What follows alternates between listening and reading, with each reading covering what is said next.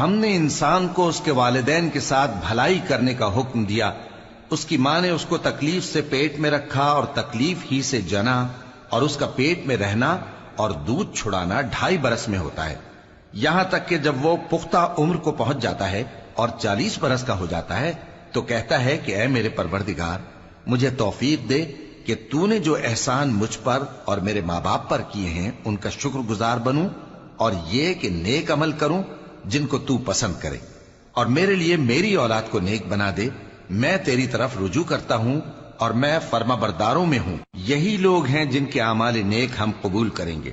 اور ان کے گناہوں سے درگزر فرمائیں گے، اور یہی اہل جنت میں ہوں گے۔ یہ سچا وعدہ ہے جو ان سے کیا جاتا تھا۔ اور جس شخص نے اپنے ماں باپ سے کہا کہ میں تم سے بیزار ہوں، کیا تم مجھے یہ بتاتے ہو کہ میں زمین سے نکالا جاؤں گا، حالانکہ بہت سی قومیں مجھ سے پہلے گزر چکی ہیں؟ اور وہ دونوں اللہ کی جناب میں فریاد کرتے ہوئے کہتے تھے کہ کمبخت، ایمان لا، اللہ کا وعدہ سچا ہے۔ تو کہنے لگا یہ تو پہلے لوگوں کی کہانیاں ہیں، یہی وہ لوگ ہیں جن کے بارے میں جنوں اور انسانوں کی دوسری امتوں میں سے جو ان سے پہلے گزر چکی عذاب کا وعدہ تحقیق ہو گیا۔ بے شک وہ نقصان اٹھانے والے تھے، اور لوگوں نے جیسے کام کیے ہوں گے ان کے مطابق سب کے درجے ہوں گے۔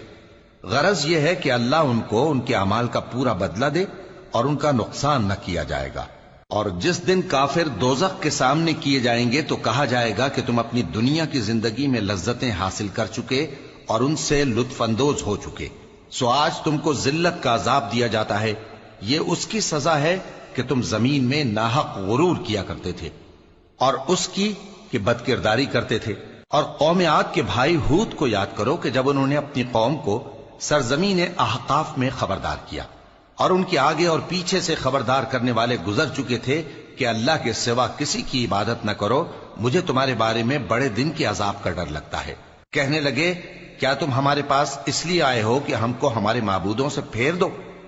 اگر سچے ہو تو جس چیز سے ہمیں ڈراتے ہو اسے ہم پر لے آؤ۔ پیغمبر نے کہا کہ اس کا علم تو اللہ ہی کو ہے، اور میں تو جو احکام دے کر بھیجا گیا ہوں وہ تمہیں پہنچا رہا ہوں، لیکن میں دیکھتا ہوں کہ تم لوگ نادانی میں پھنس رہے ہو۔ پھر جب انہوں نے اس عذاب کو دیکھا کہ بادل کی صورت میں ان کے میدانوں کی طرف آ رہا ہے تو کہنے لگے یہ تو بادل ہے جو ہم پر برس کر رہے گا، نہیں